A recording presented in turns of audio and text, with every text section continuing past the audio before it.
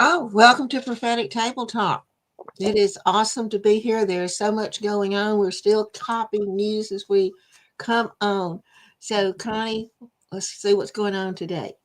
All right. All I want to talk about Jasmine Crockett.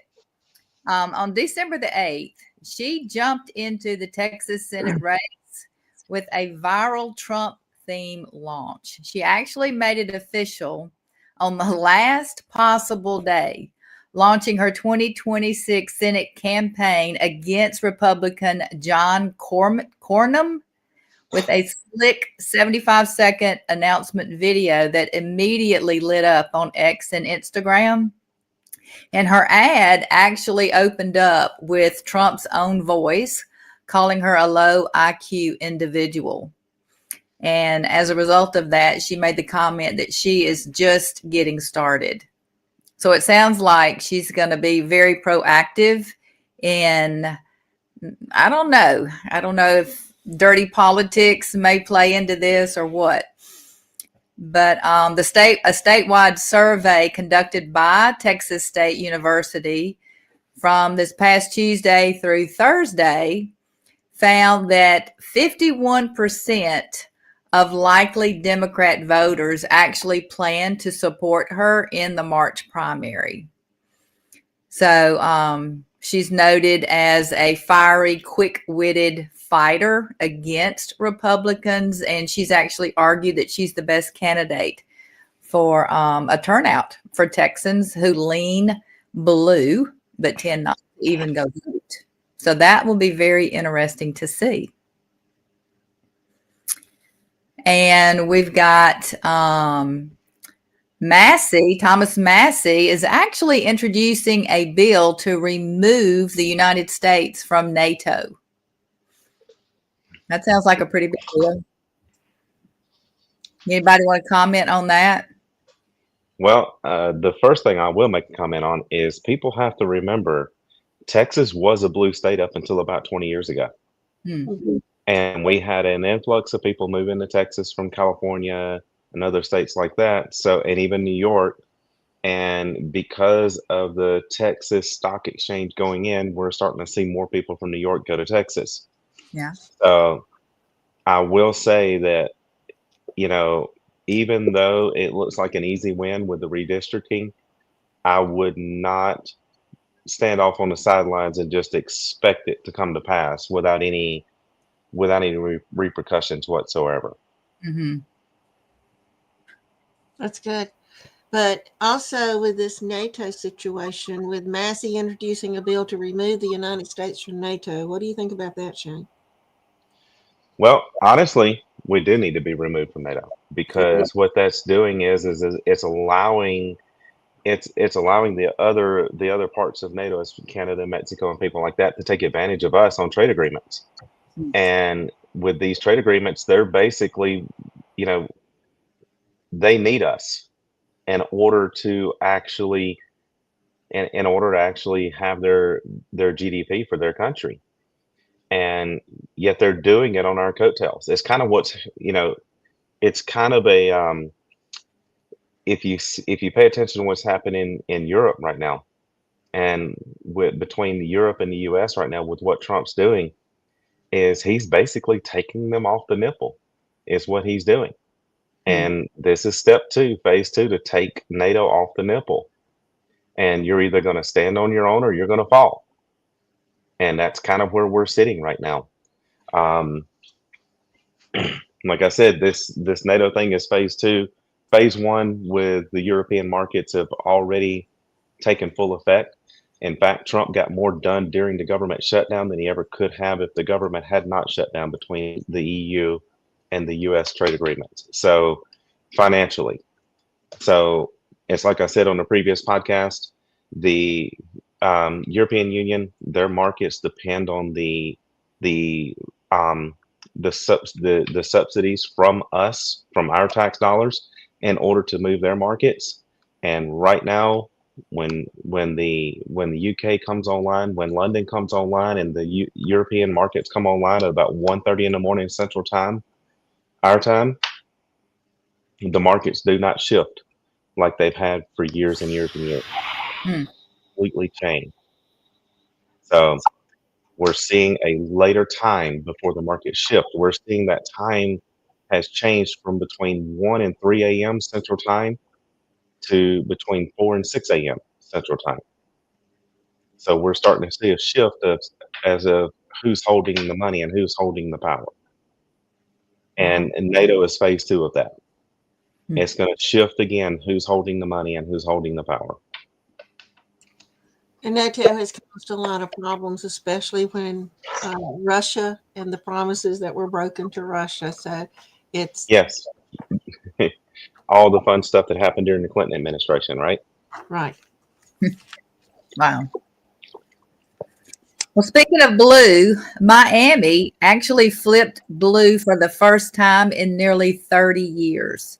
Mhm. So December 9th mayoral runoff, they elected their first Democrat since the early 1990s. Eileen Higgins defeated Emilio Gonzalez, despite Trump winning Miami in 2024 and DeSantis campaigning directly for Gonzalez. So that's a big turnover. And is that saying that Miami is becoming more and more liberal? It is, but you also have to look at the fact that what they actually ran on. Democrats are pushing the cost of living. And if you want to know where the cost of living is the most expensive, is these major cities. The cost of living is extremely expensive in these major cities.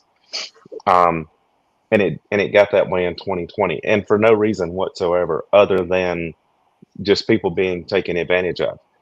But what people don't realize is it was the Democrats that drove up the cost of living. And now it's the Democrats claiming that we can fix the cost of living, but they're the ones that drove it up. But it's the simple bait and switch thing that the Democrats always have done, is point blank, we're going to cause this issue, and then on the back end, we're going to blame it on you. Mm-hmm. Yeah. And that's exactly what they're doing. Mm-hmm. Wow. So that's how she won in Miami. She is not a Florida native. Neither was Gonzalez, but he was more of the people there are like him, where they come in from Cuba and other countries like that, and they're raised there from a child. And so I was actually surprised that Gonzalez did not win, because in reality, most of your Latino people are Republican in Florida. That's interesting. Yeah, it Mhm. is. So she did not win she won, but she did not win the Latino vote. So there's a little tidbit of information in there to make sure that you understand that she did win, but she did not win the Latino vote. Wow. Well, It's all that influx from New York that she won. And I was going to say, they've got people moving down there as well. that's From, exactly right. yeah, from the Northeast. Yeah. Interesting. Well, Trump is saying Maduro's days are numbered, as war against Venezuela could break out at any time. Are we seeing any different? I mean, are we getting closer and closer? This was on the 10th. He said that. Well, this is 4 days later. I mean, the way things are compounding, I wouldn't be surprised if something has changed, if we haven't already. It's going so fast.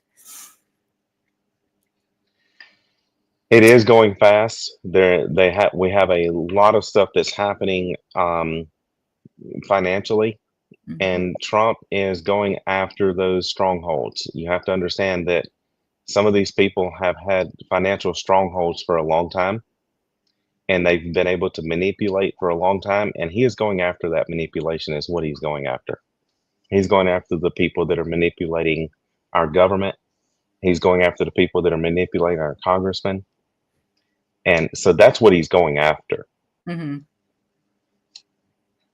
So Okay. just like the drug trafficking he's going after. I mean, honestly, he's going after that because that's his way of helping Cash Patel with the FBI, because there's a large percentage of drugs that are ran through America, and these drugs are actually federally funded and backed by the FBI.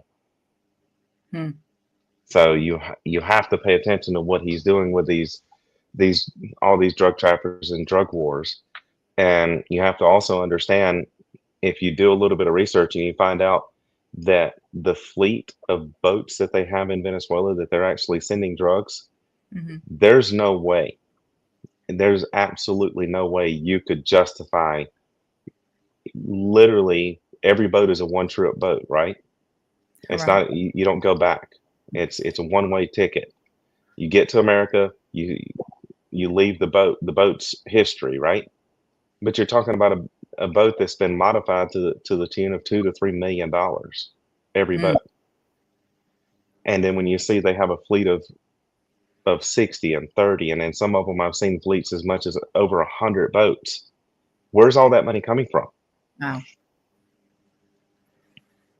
Where's that money coming from to finance these fleets? Hmm. And I would venture to say it's probably our tax dollars. So we probably pay for things we don't even realize we've been paying for over the years. Absolutely. Sure. Yeah, for Yeah. sure. We need to go back to the pre-1913 4% flat tax.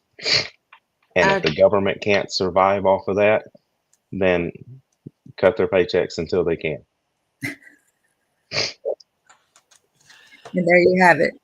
Well, And that's talking it. about economics, go ahead. No, that's it. That's simple. That's how you solve the problem. Yeah. Well, 4% flat tax. The U.S. goods and services trade deficit actually decreased in September, according to the U.S. Bureau of Economic Analysis and the United States Census Bureau. The deficit decreased 59.3 billion in August to 52.8 billion in September, as exports increased more than imports. So the goods decreased 7.1 billion in September to 79 billion. The surplus decreased 0.6 billion in September to 26.2 billion. That's a lot of billions. That's a lot of billions. And we're seeing that in the markets as well, because what you have, for instance, this past week with the FOMC, where the Feds did cut the rates extra 0.25%, even though we don't see that yet, it's not affecting us here, where the boots meet the ground. Mhm. But where it is affecting us is in the markets. So what we did see was an expectation of the rates to be cut. We saw the drive up of all of these stocks. We saw the drive up of the markets pre-rate cut and post-rate cut. You saw everybody taking profits, and you saw the market drop. And the reason I want to point that out is for people to understand, just because the market dropped and just because it came down on Friday tremendously, that was actually an expected drop. If you go back historically, every time we have a rate cut, FOMC rate cut, and expected rate cut, the markets drive up in expectation of the rate cut, and then they come crashing back down. It's very normal. But what that does is it allows us more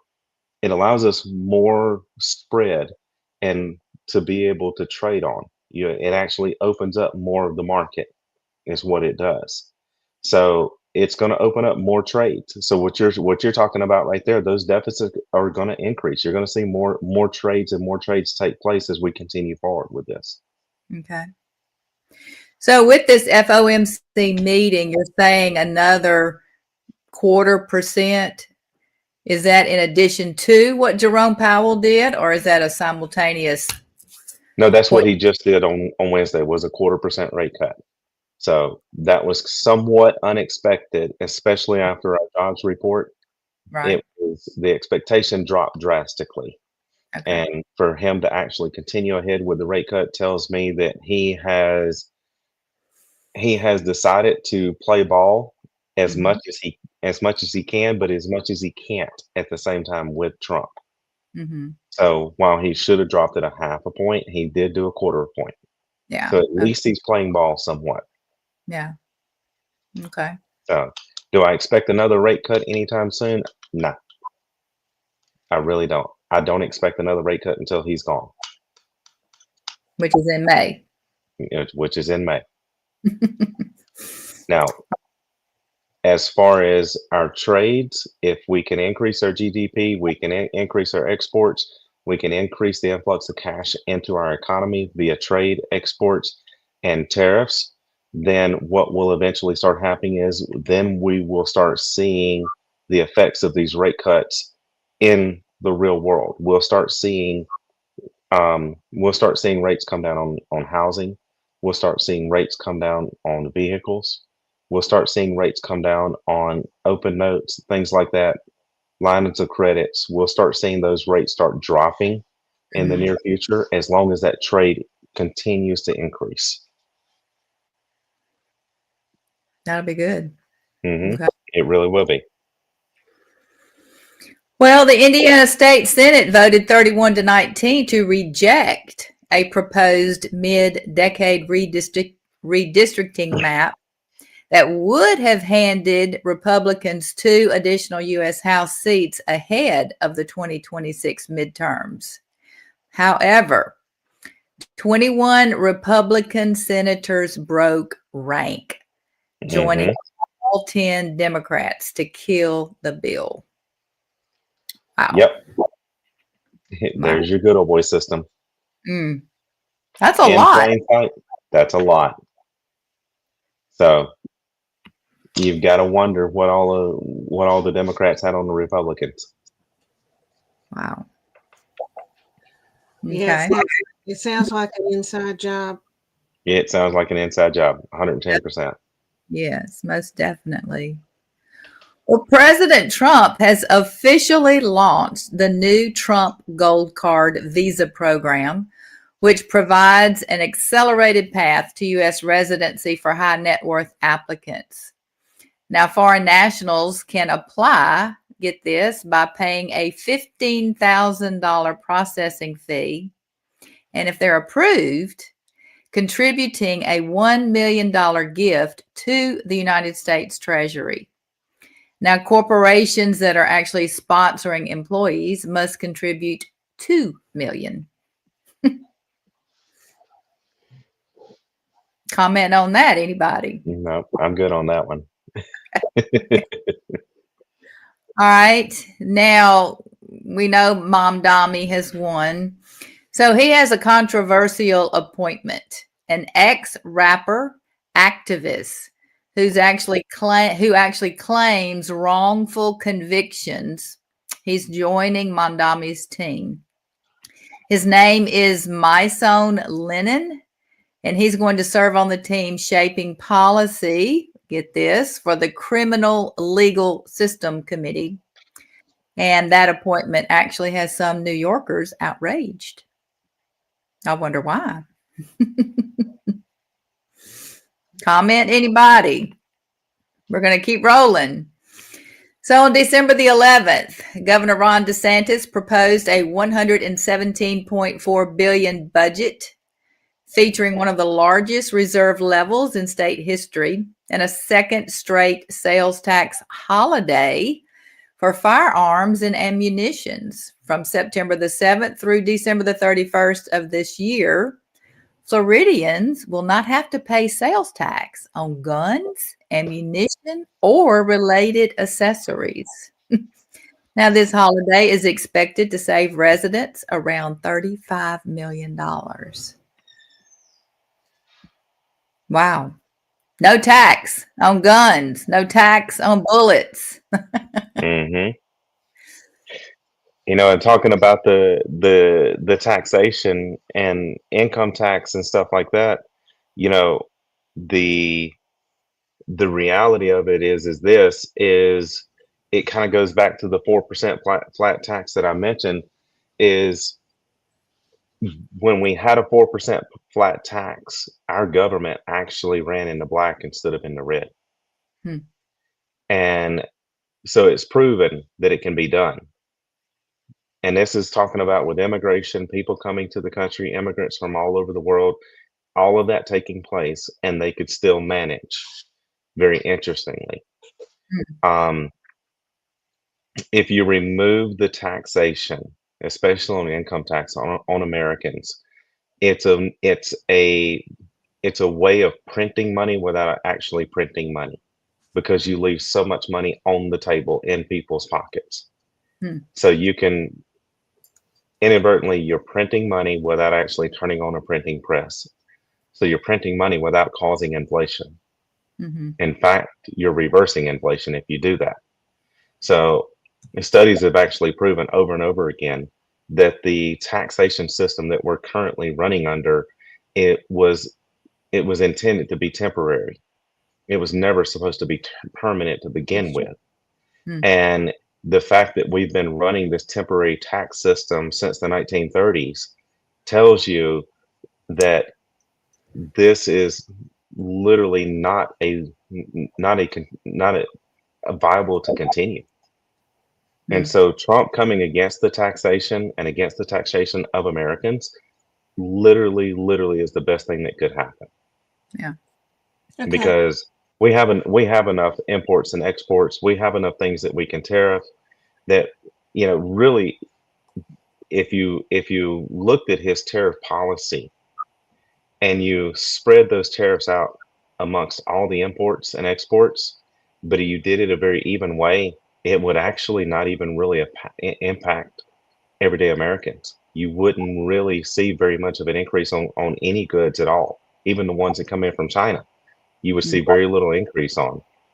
But in return, you would have so much more money in your pocket, you would be able to handle it easily. Mm-hmm. That would be awesome. Okay, this question came in, and let me just, because since we're on taxation, let's look at this. This comes from Tracy McConnell. She says, how viable do you think President Trump proposed elimination of the IRS income tax, living off of our own citizenry, with total emphasis on tariffs and taxations of non-citizens?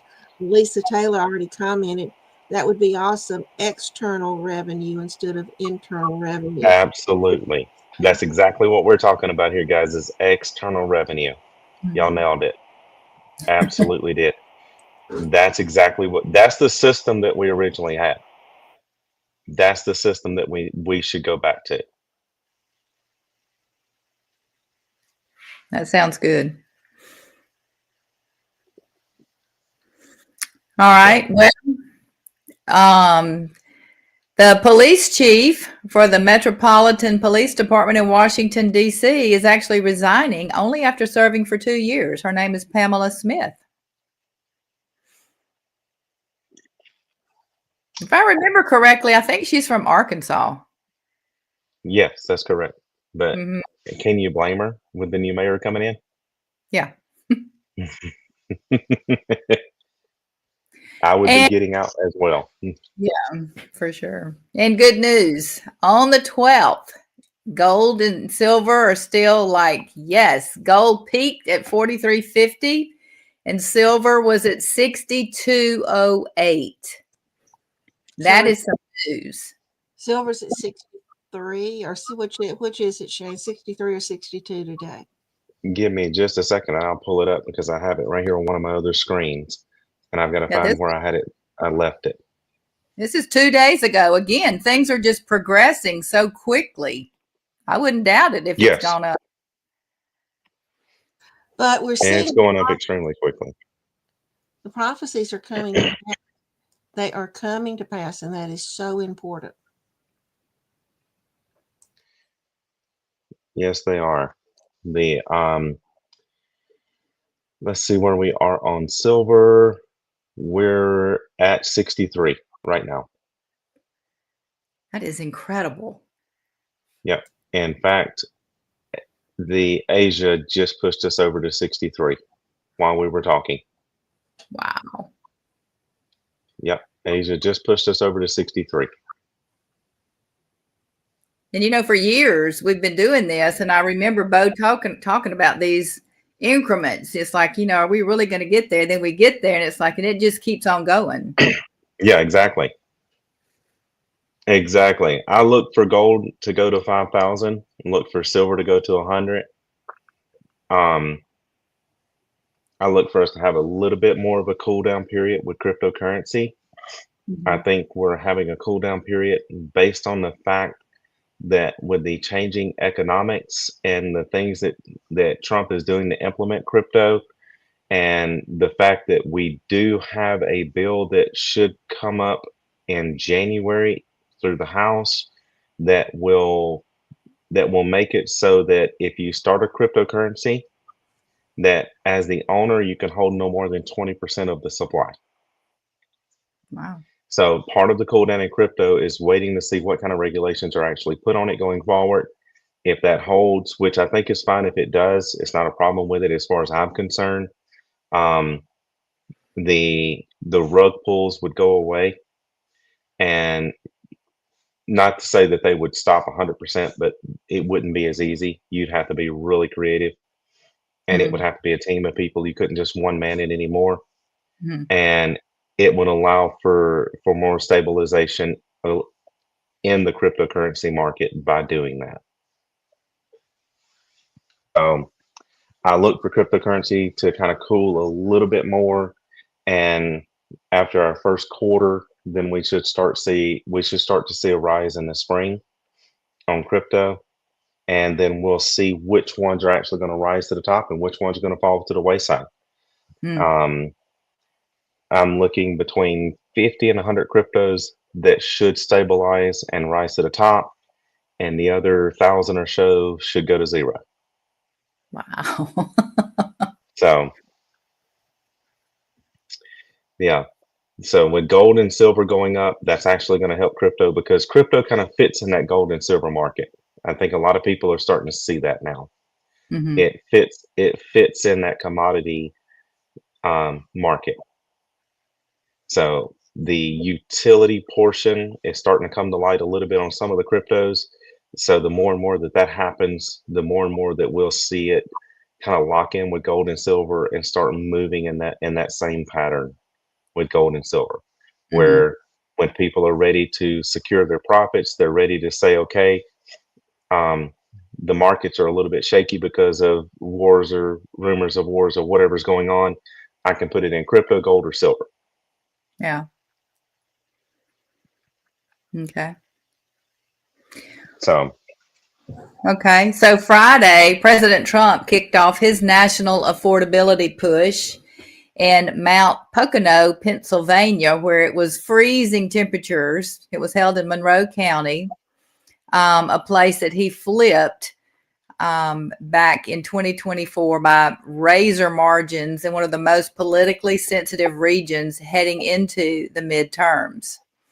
Now, he leaned hard into messaging on inflation, household cost, economic pressure, kind of framing this affordability tour as really the starting point for restoring living standards. Now, polls are consistently showing affordability is one of his weakest policy areas, making this tour strategically necessary. So that's pretty interesting. There was a viral clip of Air Force One landing, which captured exactly what Trump wanted: energy, movement, and momentum. Yes. And we need the affordability because you're talking about families and you're talking about wanting to get back to the increase of literally the fact that we're being outpopulated by immigrants and the fact that they have more kids than Americans because Americans are looking at the affordability. And if you go back 60s, 70s, and even into the early 80s in that range, your average home was 3 times your annual income.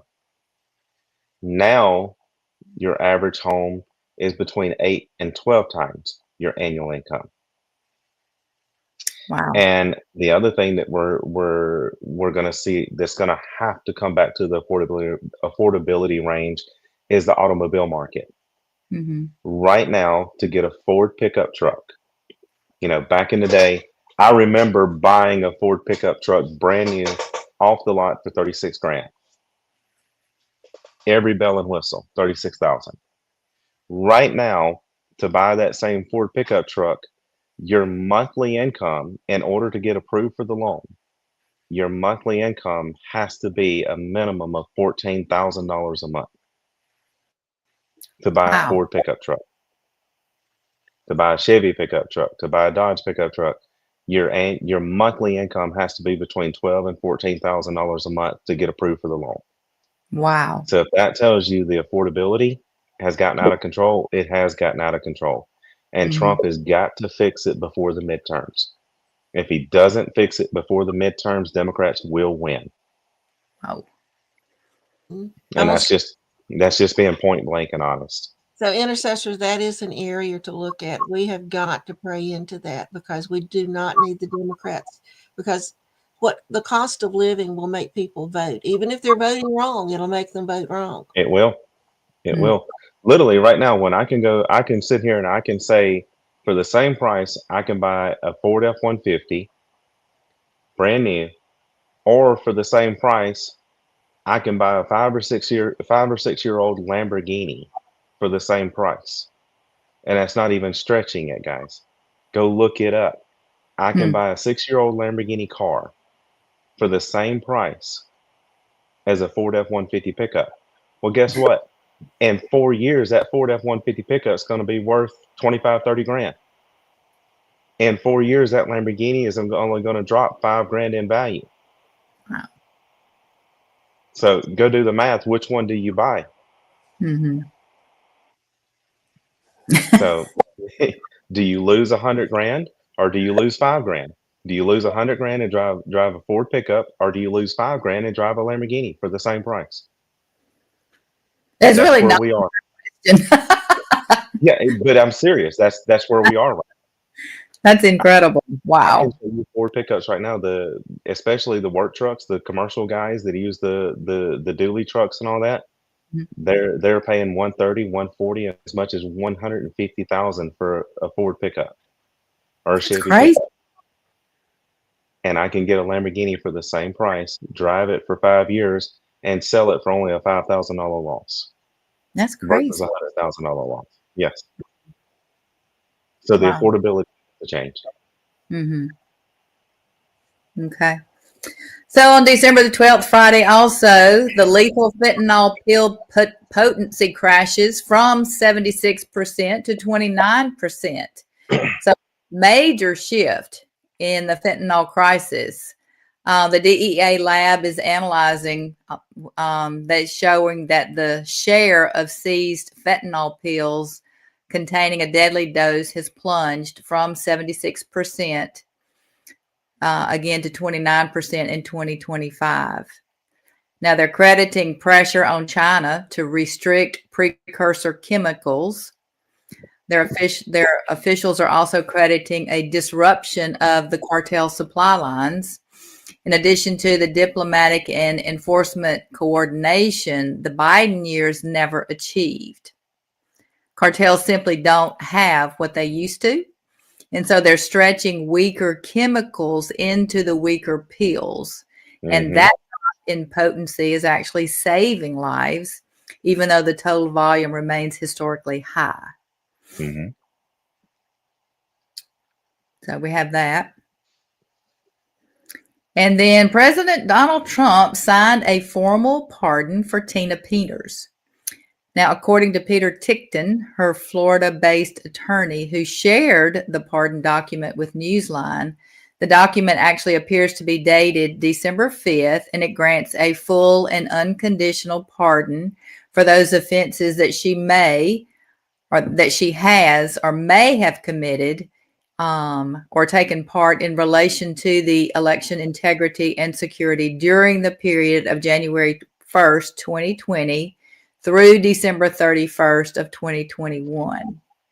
Now, I did also see where Trump's pardon power does not extend to state crimes, like those for which Peters was convicted last year and sentenced to 9 years in prison. Can you give any insight on that? Do you know, like, even though he pardons her, it sounds like the state can still maybe hold her or something if that pardon does extend down to the state? Well, as far as that's concerned, I mean, you have to look at the fact that the states can actually still make their own laws. Mm-hmm. So, and the federal government cannot impede on the state, Mm-hmm. even though they do all the time. Technically, they're not supposed to. So, yeah, I could see where that could still be an issue. Mm-hmm. Okay. And then again on Friday, the 12th was a busy day. The House's latest effort to impeach President Donald Trump predictably went nowhere, while most California Democratic lawmakers made their disdain for Trump clear. They differed on how to proceed, however. So the effort by Republican Al Green, by Representative Al Green, he's a Democrat from Texas, Yeah, was he's a Democrat. was rejected by a bipartisan vote, 237 to 140. Hmm. So he may have impeachment come up quite a bit that we don't even know about, maybe. He probably will. I mean, honestly, come on. It went from an impeachment being a very rare thing to now it's become common with the Democrats. It's like every other week they're trying to impeach somebody. Mm-hmm. You know, Yes. And that is another prayer point because Amanda's been warning about that through her prophecies that they're going to try to impeach him again, especially after the 2026 midterm. yes, She's warning that. that's what they're setting up for. Just so you guys know and everybody listening knows, the Democrats are expecting to win the midterms. Like they have full expectation to win them. Wow. In fact, yeah, well, look, if you do the mathematics on that one, you're 11 months away. So if you're not busy, you need to be busy on what's coming up.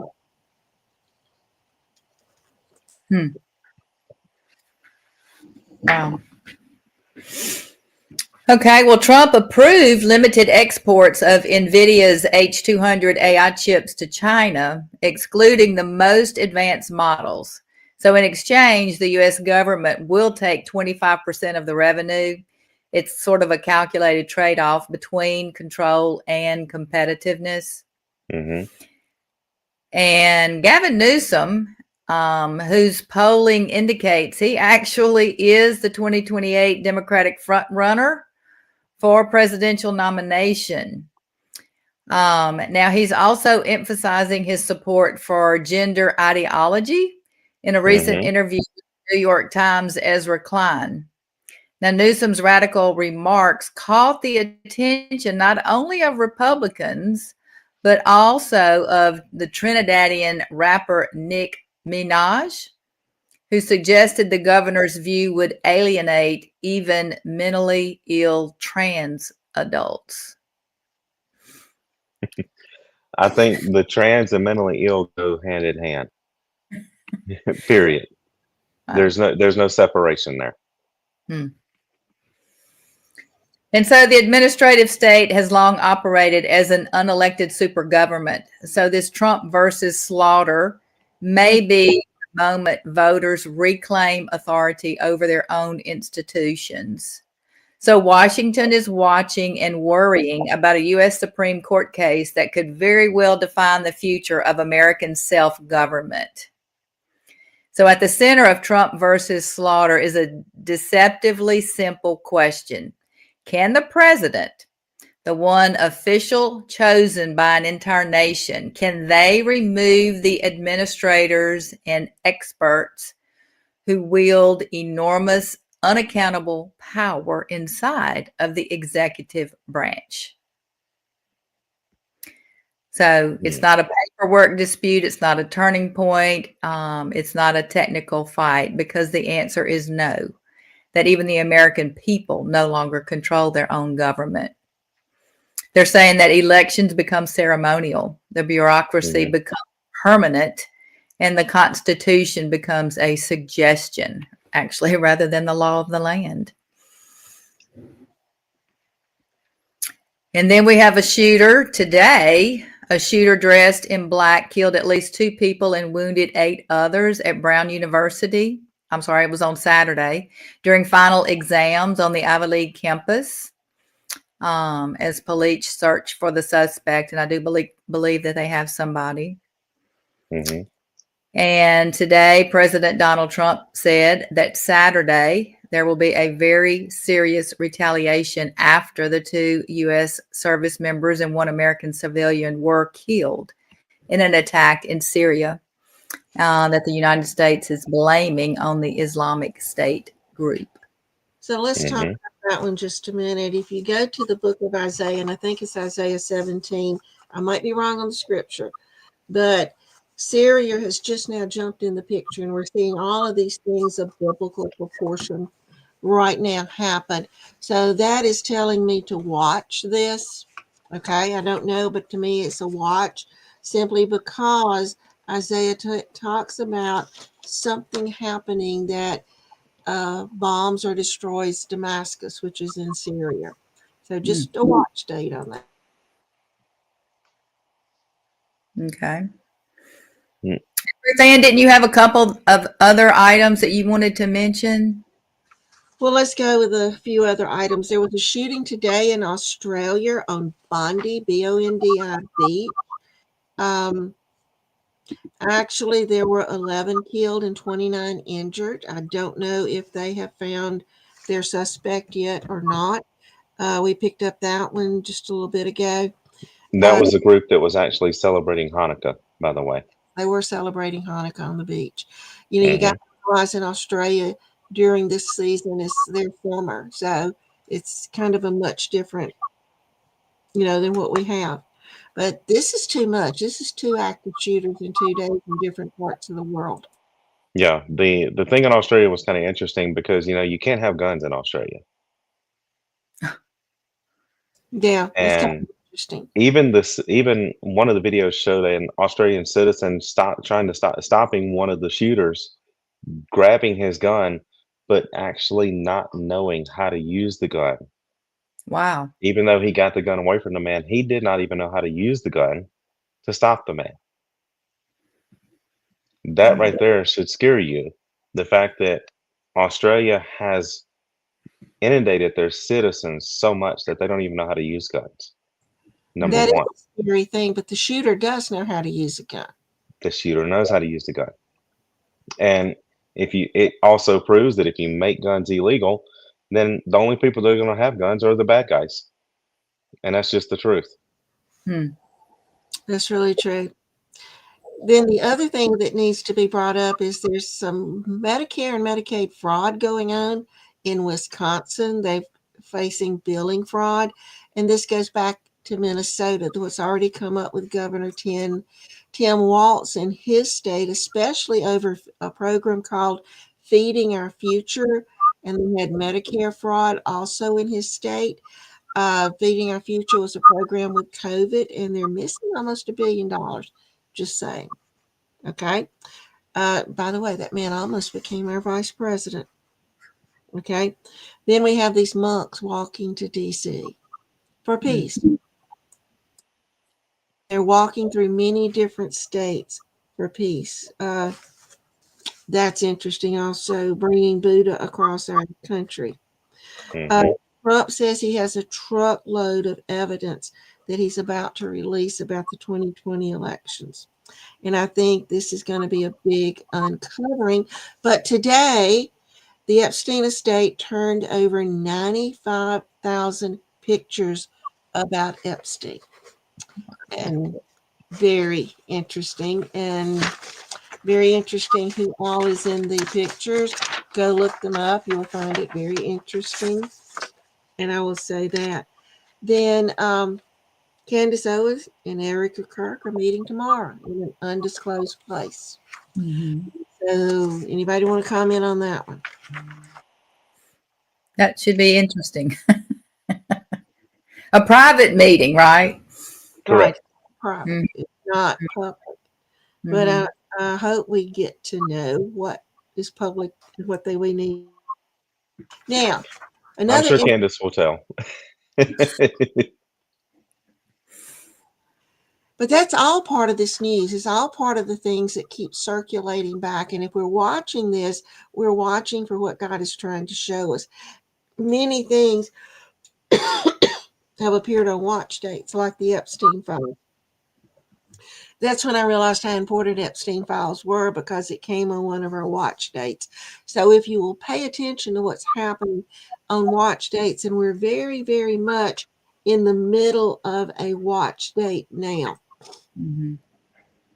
Okay, we're at the time where we're going to talk about this more in just a minute in a prophecy, but we're in the middle of watch time.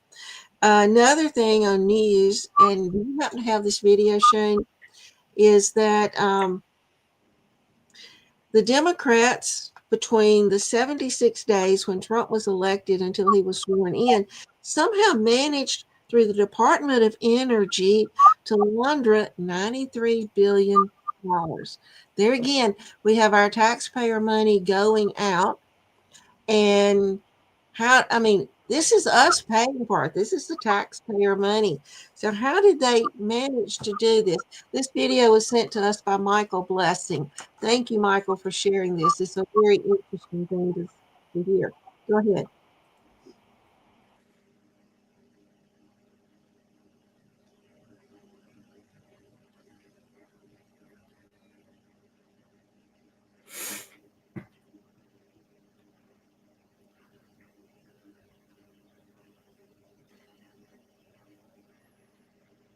It's rare that I'm speechless.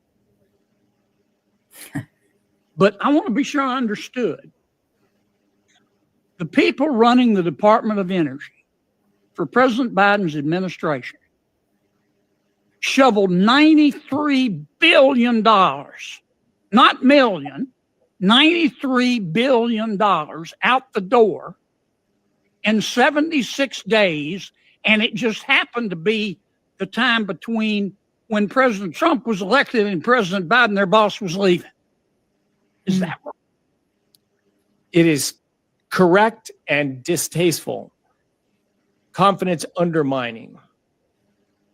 So you're telling me that the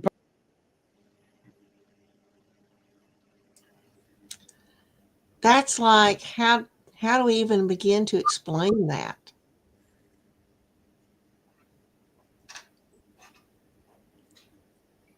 Again, there you go with the billions, not millions, the billions. Lots of billions of dollars are just shuffled around.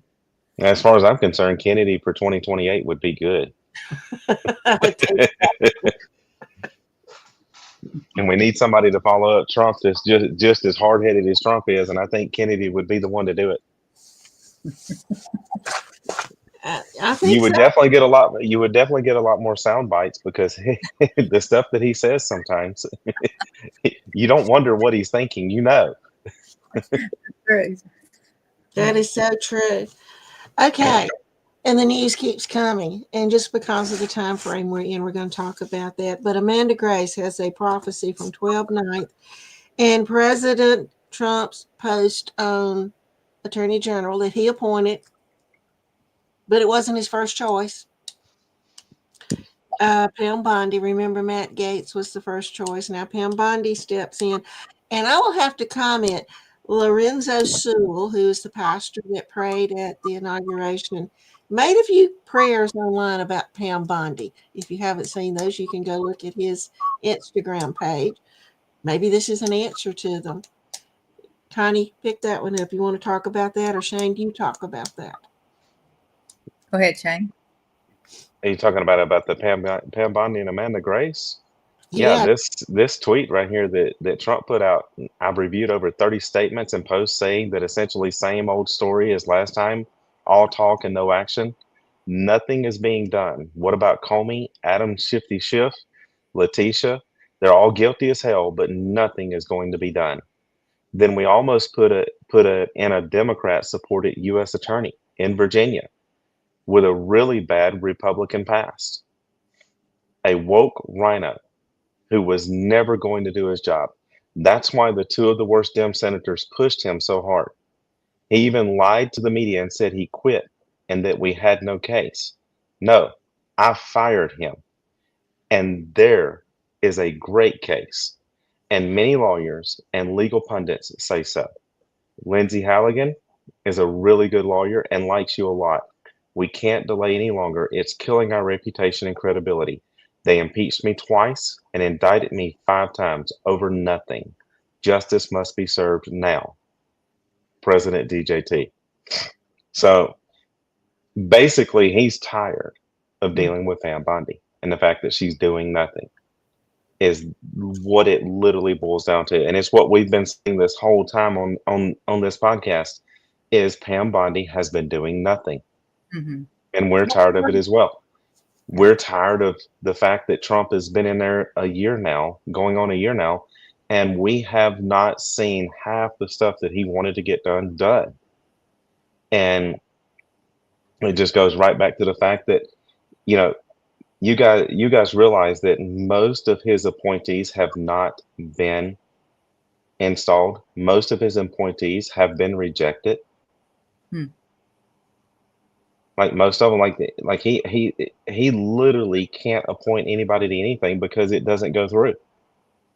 And this is Republicans and Democrats both. So it goes back to what are both sides hiding? Mm-hmm. It's really true. I wonder how many of them's name is in those, or pictures in those 95,000 pictures of Epstein. Just saying. And doesn't Pam Bondi's ex-husband have some ties with Epstein? Yes, he does. Interesting. I wonder if his picture's one of the 95,000. Just saying. Probably hers as well. Don't So know. who did they release them to? To Congress is my understanding. Let me go back to Well, to the investigation committee, which is Yes. Democrat led. Okay. So yeah, the investigation committee, which is Democrat led. It's all your little Bennyites in there that are running that. Mm-hmm. Your Benny Tops and wannabes. Mm-hmm. Mm-hmm. That's interesting. But it's interesting that Trump is tired. So Amanda spoke a word of the Lord about this on September the 13th, 2022, about what's going on. Sonia, will you go over that word right there? Okay. She says, I'm just going to read it. She says, in the spirit of the Lord this day, the papers will not be in order. The cords of the wicked shall be frustrated. Their beliefs shall be frustrated. Their case shall not be in order and shall be missing key documentation. And as they push more and more to bring forth an indictment, it shall turn, and that indictment shall fall upon the members of the Department of Justice. As it is so named, I, the Lord, thy God, have sent holy angels to write the word, justice is served. Been hearing that all weekend. Praise God. Upon the doorsteps and areas where those attempted to hunt down not only political opponents, but ones who have seen what they are doing. And it has been written above the posts and the doors and the control rooms and the legal areas. And now I shall send my angelic army forth to look for their writing and where it resides. Those shall be struck, removed, sudden retirement and sudden falls from position shall occur as I, the Lord, am sweeping my justice through the Department of Justice, and you shall see an emergency at the Pentagon as their plans for an even greater terror to the American people and those speaking truth shall fall short, and the Pentagon is shifting, says the Lord of hosts. And that ties in perfectly with the issue going on with Pete Hegseth right now, with the Democrats trying to impeach him over the quote unquote, as they call it, the release of classified documentation. And this is a question I asked the other day, and it ties right in with the Pentagon with what Amanda's talking about. When classified information is released from the Pentagon, who does Pete Hegseth have to actually go and get counsel from and get permission to release classified documents? Does anybody here know? Pam Bondi. No. No? No. If Pete Hegseth releases classified documents, who does he have to go to get permission to do so? Cash Patel. No. Gotta be Tell Trump us. Himself. himself. He can release classified documents at will. He Oh, is the final say-so on classified documentation when as it refers to the Pentagon and anything to do with the Department of War. He can release anything he wants without any prior notification whatsoever. He writes the actual regulations, and he can write it at will. So the Democrats going after all of Trump's people, and this I'm pointing out because Amanda's talking about the Pentagon, and I'm pointing this out because they're going after Pete Hegseth for releasing classified documentation, and even they know this, guys. The congressmen that are actually going after Pete Hegseth know that he's the one that actually can legally release as much as he wants anytime he wants, at will. But they're doing this as a show in order to get votes for the 2026 midterms. That's all they're doing. It's a show. They know it's going nowhere. But they're spending tax dollars to put on a show to win an election. Hmm. So I am excited to see all this stuff come to justice and fall. And it's time it came to justice. And we're going to Yes, talk it is. about where we are in time coming up. Now, Amanda, in this prophecy, she goes on and talks a little bit about what all we see about holding all of this information. She has a lot to say about that. That's something that you really need to go look into that she talks about. Connie, do you want to add any more that she talks about in this prophecy? I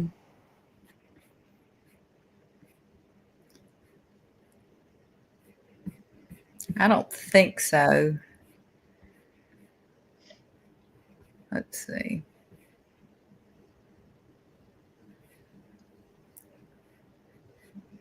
You know, the Lord continues to talk about these conservative podcasters. So there is something to all of that, you know, that they're just trying to get clicks and likes, you know, earning money. So the Lord is warning about that.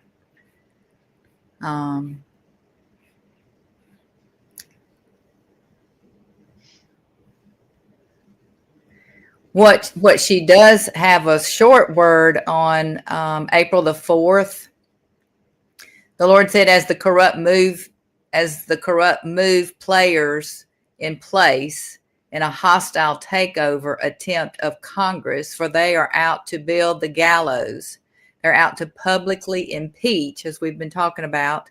As they yell, impeach, impeach, they shall be impeached themselves, says the Lord. And the greatest insider trading scandals within Congress are about to be exposed. Google is involved.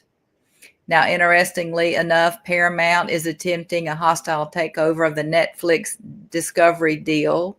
So the fact that you see this now is no accident. This is what is moving about in the spirit. It's a warning of a hostile takeover attempt in Congress within the walls of the White House. The DOJ, I'm telling you, it's coming because what's happening here with it, this is signaling it. Signal and impeach go hand in hand.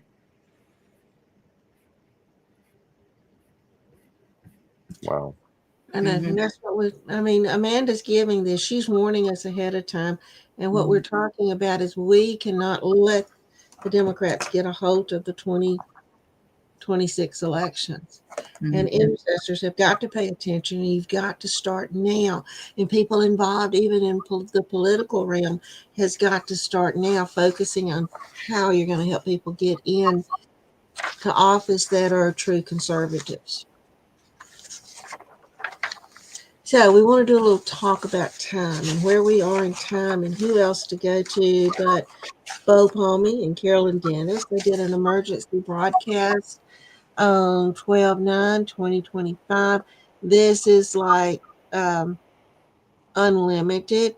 He starts talking about they were on December the 10th, and which is basically he was explaining how we have been on God's calendar, which is explained in the Bible.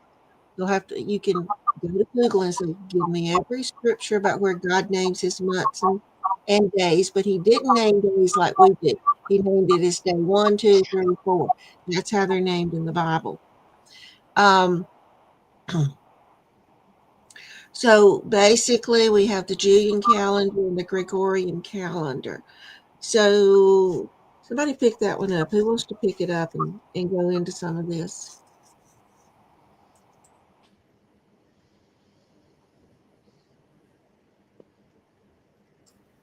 Connie, pick it up and read some of this or talk about it. All right. Well, again, comparing the Gregorian to the Julian calendar, we've lost 13 days.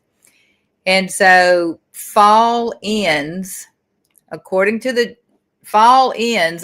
the 21st, which is on the Gregorian calendar. So he says, so this is a lot of math. He's the time analyst and he uses a lot of math. So if you go 8 months from the Great Shaking, which was back April the 21st when the Pope died. Okay, so December 21st, the last day of fall, is when winter begins. Now, you've got a new beginning and a repeat new beginning. The Pope, as we know, was 88 years old. Klaus Schwab was 88. And so he never really knew what the 88 represented until now, because it's literally saying it's 8 months from the Great Shaking, from 421, which was hidden in a mystery with the age of the Pope. And so Trump won the election November 8th, 2016. And so if you add the Daniel timeline from Daniel 12, 7 through 12, 160 days, then you've got oil collapsing. Again, you have to just kind of look this out because he does so much math. In April the 21st, 2020, to the exact day, 5 years forward, well, that's when the Pope died. And so that 5 years, he's saying 5 marks grace. Plus, you have a new beginning at 8 months, and you're at the 21st of December. So from the day Trump won the election, if you go forward, so again, that was November 8th of 2016. If you go forward 3,333 days, he talks about how the threes are the Trinity. Well, then you get December 21st, 2025 to the exact day. And that's a big day, again, because fall ends, winter begins. And if you count backwards, December 21st, 2025, if you go backwards 77 years, 7 months, and 7 days, well, Israel was declared a state. And so, again, he correlates that with President Trump. So Trump turns 80 this coming June 14th, 2026. So if you go backwards 6 months exactly, you land on today, December the 14th, which is the start of Hanukkah, which specifically is Haggai 2, which I know you want to mention, Ruth Ann, which says the 24th day of the 9th month, I will once again shake the heavens and the earth, the sea and the dry land. I will shake all nations, and I will fill this house with glory. So on this date, right here, the 24th, on this date, the 14th of December, Trump is exactly 79 years old, 79 and 6 months old. This is a lot of math. So if you add 21 days, 3 times 7, 777, then you get the 4th of July, 2026 to the exact day. And so he again reiterates that the year of Jubilee began last July through this coming July. And he's still talking about this day of vengeance, which is supposed to go down like is prophesied in Isaiah. And he is saying it's supposed to go down before Christmas. I don't know if you want to interject anything into all of that, Ruth Ann. That's a lot of information, a lot of backwards and forwards with numbers. Well, it's a lot of information, but if you come back and you look at it, we're here. And so much is happening. We spent over 45 minutes just on news items. So much is happening, and we're in a biblical time frame. What we're doing is the reason we're seeing so much. Even Trump saying, I'm fed up with my own people, not exposing what I want exposed. That's my way of putting it, in all of this coming out. But here we are, we're at the first day of Hanukkah, and we're at this very date. Now, Kislev is the Jewish month, okay, which corresponds with today, and it happens to be the first day of Hanukkah. So my thing is falling together, okay, and he promises, but the first thing he promises in Haggai 2 is uprooting before he rebuilds. He promises the uprooting to take place, the exposure of what's there before he's rebuilding. And I think we're about to see this in a big proportion.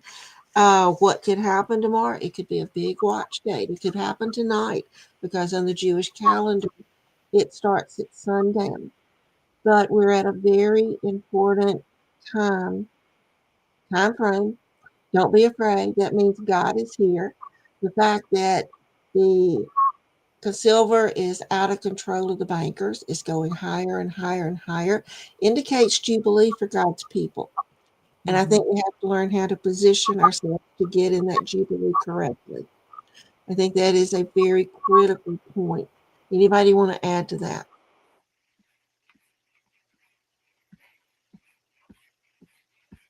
Well, as Shane has reminded us on several occasions, that transfer of wealth is taking place right now. So I think that is something to just be aware of. If we're in this Jubilee time point, and if some people are seeing this transfer of wealth, it really does put it in a biblical perspective. It does. And then we are what, 10 or 11 days from Christmas? In other words, all of the things in Kim Clement's prophecy are supposed to happen before Christmas. So we could be in a wild ride in the next few days. Okay. So who wants to interject on that prophetically?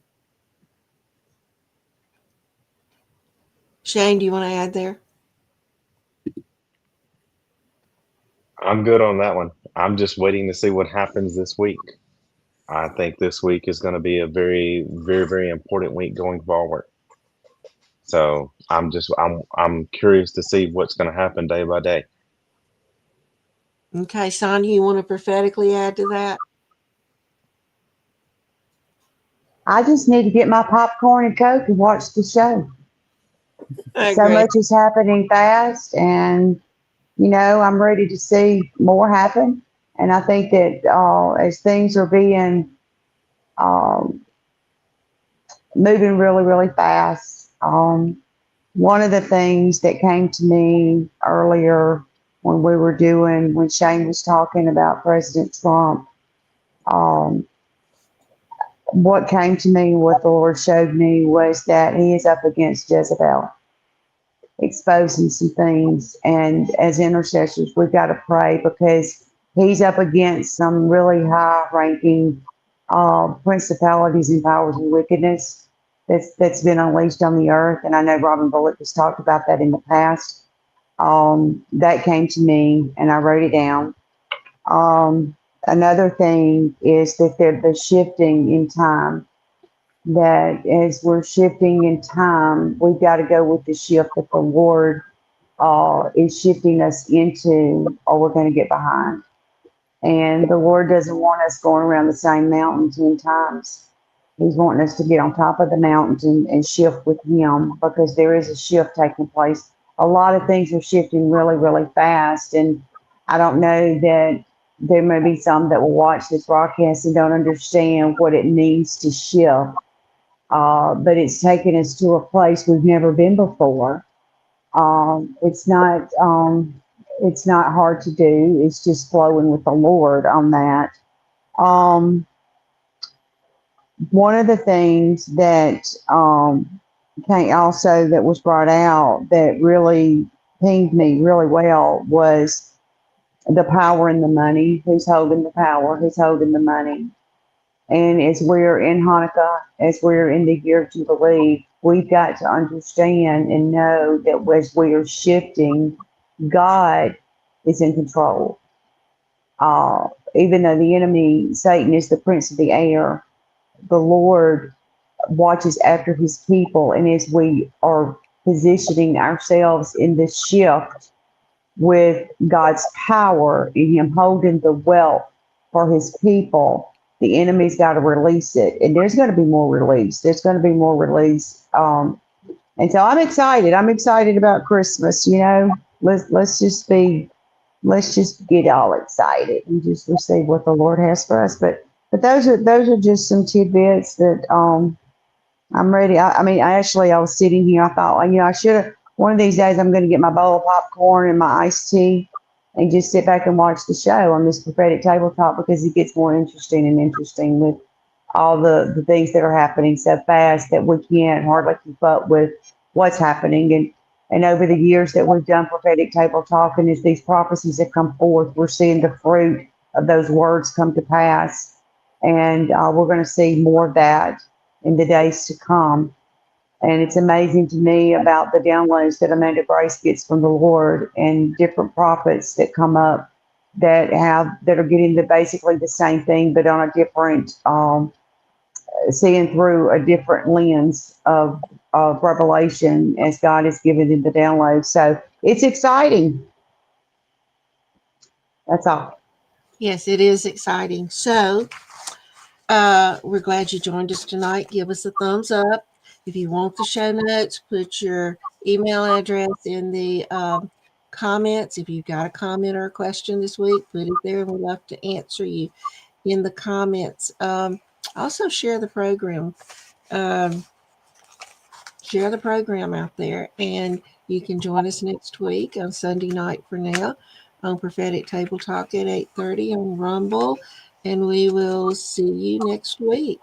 And that will be the 21st, by the way. Yeah, that will be. So we're still in Hanukkah, but we're at a very important time frame. Mm-hmm. Yes.